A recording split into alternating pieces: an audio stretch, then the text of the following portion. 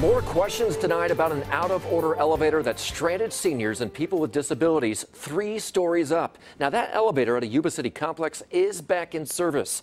Good evening. Thanks for joining us. I'm Curtis Ming. And I'm Adrienne Moore. We told you about Katie Willis, a quadriplegic who says she was stuck in her apartment for nearly a week. Well, the state says the elevator failed an inspection back in May, but the elevator was not pulled from service until last week, which of course begs the question, were people using an unsafe elevator for months? CBS 13 investigator Julie Watts is getting answers for us tonight. Julie? Hey, they were definitely using an elevator that had clear violations of the law. Let's start with a timeline of the inspection and what happened. Cal OSHA tells us the elevator permit expired in February, but they didn't perform the renewal inspection until May when they found 6 violations. In July, they issued a second notice, a reminder to fix those issues.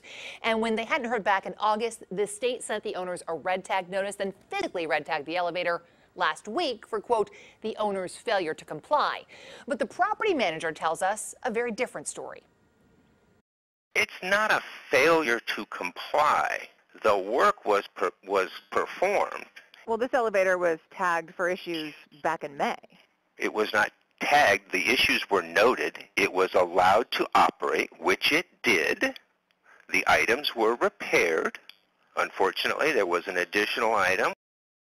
Now, he insists inspectors found a new issue last week. The phone in the elevator wasn't working. He says that's why the state shut it down. But the state sent us evidence indicating that phone was one of the many items flagged on this inspection report from May, which the state says still were not fixed as of last week. Now, according to the state, one of the most dangerous issues that residents were facing during this period was being trapped in an elevator with no way to call for help.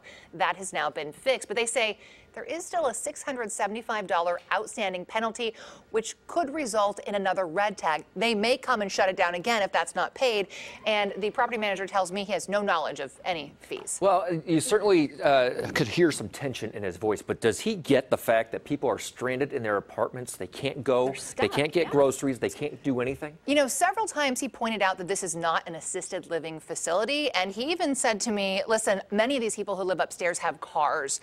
I asked if he was implying that that meant they should be able to walk up and down the stairs, and he said, well, if there was an emergency, the elevator wouldn't work anyway. In so an he emergency, defended we're talking about everyday living. So, all right, well, something tells me we'll be reporting on this to come. All right, thank Julie, you. thanks.